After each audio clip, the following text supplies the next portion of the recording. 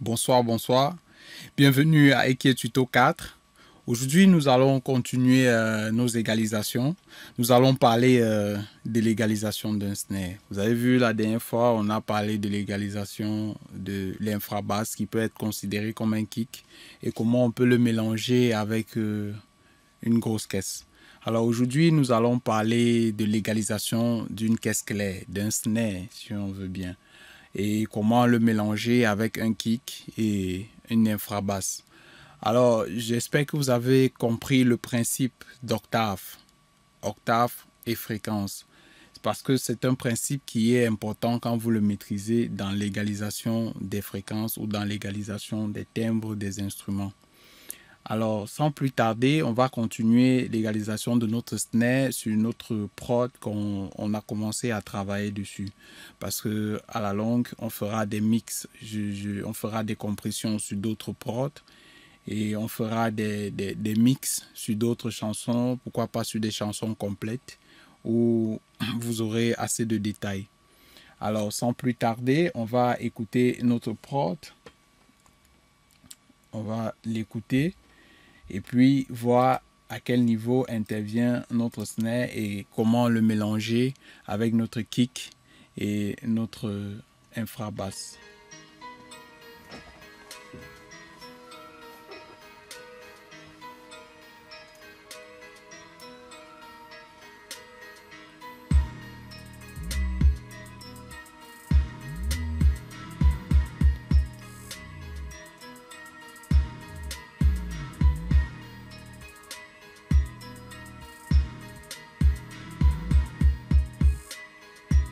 Alors, quand j'écoute cette caisse claire, premièrement, elle est assez fine, elle est assez légère.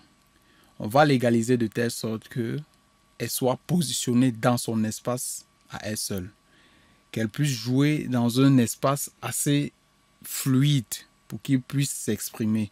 Et si vous avez remarqué, ce snare a des harmonies. On va l'écouter un peu en solo. Ce snare a des harmonies. Je voudrais dire des échos, si vous l'écoutez là.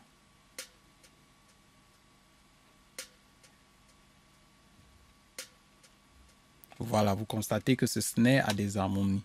Alors déjà, une petite astuce et un petit conseil, on retrouve généralement les harmonies dans les fréquences aiguës. Donc quand vous faites le mix de vos chansons, parfois les harmonies ramènent une certaine couleur, une certaine chaleur. Alors souvent, il faut laisser un certain niveau de spectre pour pouvoir voir ces harmonies-là et ressentir la chaleur qui ramène à un instrument, à la fondamentale de l'instrument. Alors la dernière fois, on a égalisé notre kick, les paramètres sont toujours là. Ensuite, on a égalisé notre infrabasse, les paramètres sont toujours là.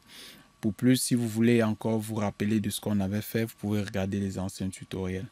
Alors, sans plus tarder, nous allons faire l'égalisation de notre snare. Le principe sera le même, notre principe d'octave.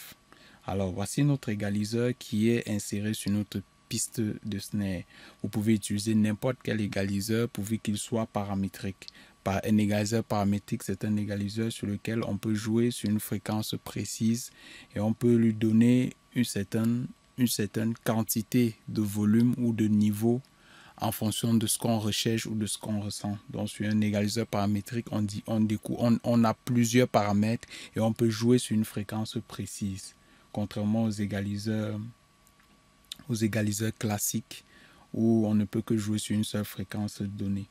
Alors sans plus tarder, voici le traitement qu'on fera sur notre snare. Premièrement, comme on a écouté notre snare, elle n'a pas beaucoup d'assises. Ça veut dire qu'elle n'a pas beaucoup de basses dans le bas du spectre. Donc déjà, on doit annuler toutes les fréquences qui sont dans le bas du spectre parce qu'ils ne vont pas nous servir pour notre snare. Là, c'est un mix que je fais en fonction de ce que je ressens ou en fonction de ce que je recherche dans la chanson. Ce n'est pas un mix conventionnel ou bien un mix que vous devez appliquer, mais c'est juste pour que vous compreniez un peu le principe et comment vous pouvez égaliser un kick, un snare et une infrabasse. Alors, on va d'abord écouter notre snare sur comment il joue.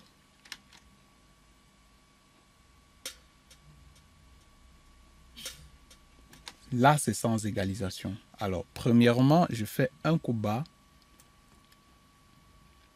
jusqu'à 120 Hz. 120 Hz, pourquoi? Parce que je me dis, la voix de l'artiste, parce que là, c'est un homme qui va chanter, sa fondamentale pourrait être entre 80 Hz à 140 Hz ou même 160.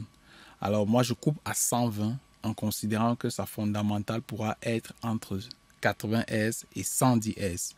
Je fais donc un coup bas jusqu'à 120 Hz pour permettre à la voix de s'asseoir dans, dans son espace, dans sa plage de bande de fréquence pour qu'il n'y ait pas de saturation. Je coupe à 120 Hz. J'ai utilisé toujours mon principe d'octave. Là, je suis à des octaves plus hauts que ceux de la basse, du kick et de l'infrabasse. Alors ensuite, je viens dans les fréquences hautes. Généralement, les snares, quand on va compresser, ils sont très percussifs et parfois ça pique à l'oreille. Les éléments qui piquent donc à l'oreille là sont souvent dus à des fréquences aiguës, à des fréquences qui sont dans le haut du spectre. Pour cela, je vais couper jusqu'à 13 kHz. Je pouvais aller jusqu'à 10 kHz, mais j'ai des harmonies, comme on a écouté tout à l'heure dans mon snare. Si je coupe jusqu'à un certain niveau, je pourrais perdre la chaleur de ces harmonies-là. Ensuite, qu'est-ce que je fais? Je coupe mon fameux 500 Hz. Moi, je le coupe toujours sur tous mes instruments. Pourquoi? Parce que c'est une fréquence carton. C'est une fréquence qui n'est pas bonne à l'écoute. On va l'écouter, on va écouter cette fréquence. Vous verrez que c'est une fréquence qui n'est pas bonne quand on l'écoute, qui crée souvent des petits satus, qui renferment le son comme si on avait l'impression que le son était dans une boîte. On écoute.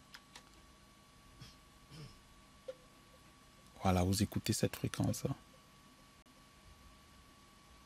Ça, c'est le 500 Hz, qui n'est pas une très bonne fréquence. Je peux encore le diminuer. Voilà. Voilà. Directement, vous ressentez l'effet qu'il apporte sur notre snare. Ensuite, je coupe mon 1000 Hz. 1000 Hz, pourquoi?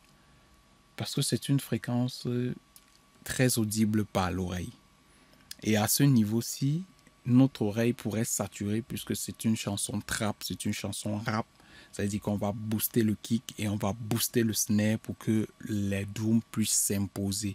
Et en boostant cela, ça va faire que à la longue, vous ne pourrez pas écouter la chanson en boucle. Vous voyez, il y a des chansons que vous écoutez une, deux fois et vous voulez la zapper. Pas parce qu'elle ne vous plaît, pas parce que vous avez l'impression qu'elle vous pique à l'oreille. C'est souvent dû à ce 1000 Hz. Donc, vous pouvez baisser le 1000 Hz. Ensuite, je baisse encore le 3000 Hz jusqu'à moins 2 décibels. Bon, moins 2 décibels, on va écouter pour voir ce que ça nous fait parce que ce sont des fréquences assez sensibles et très audibles à l'oreille. En trop les baissant, on peut perdre le punch de l'instrument. Donc, il faut le baisser minutieusement. Alors, on l'écoute. Voilà. Voilà, je laisse à ce niveau parce qu'on a toujours la présence du snare, mais on a réduit considérablement sa dynamique et sa pression. À ce niveau-ci, quand vous allez masteriser ou utiliser le compresseur sur le snare, vous verrez qu'il ne va pas saturer et il ne va non plus être agressif. Voilà.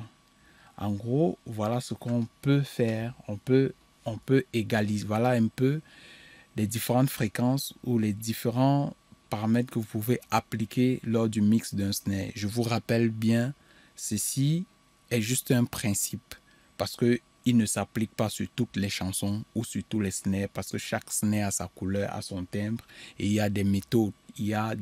Mais ceci est le principe que vous pouvez utiliser car c'est ce que j'utilise constamment, le principe d'octave, parce que pour moi ça marche et il me donne un bon résultat dans mes mix. Alors sans plus tarder, on va écouter ce que nous donne notre snare avec égalisation et sans égalisation. On l'écoute d'abord sans égalisation.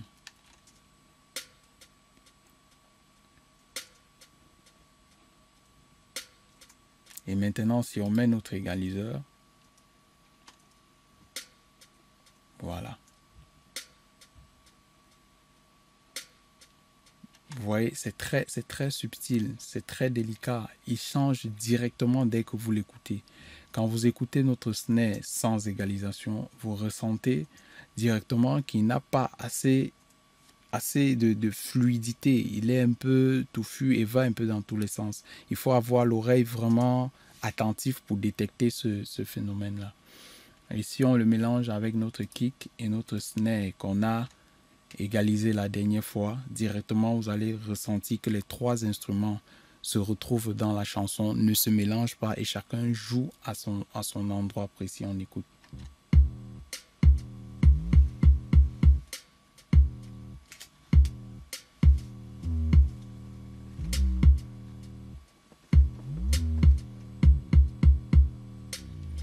Alors, vous voyez qu'avec notre égalisation de nos trois instruments, on parvient à distinguer le kick, l'infrabasse et le snare qui sont des éléments assez percutifs. Avec la compression, vous verrez que tout sera fluide, tout va se mélanger et tout va nous donner un son assez fluide et complet et super à l'écoute et qui va se mélanger avec la voix sans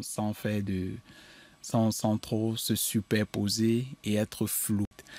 Alors, n'hésitez pas à vous abonner à ma chaîne YouTube, à notre page IBI et suivez notre activité. N'hésitez pas à nous solliciter pour tous vos problèmes de mix et mastering. Et ma session de cours démarre en juillet. Les dates vous seront données avec plus de précision. Ils seront faits en ligne ou sur place. Tout dépendra de votre disponibilité. D'ici là, portez-vous bien. Merci à Beamster. À samedi prochain pour un autre tutoriel. Peace.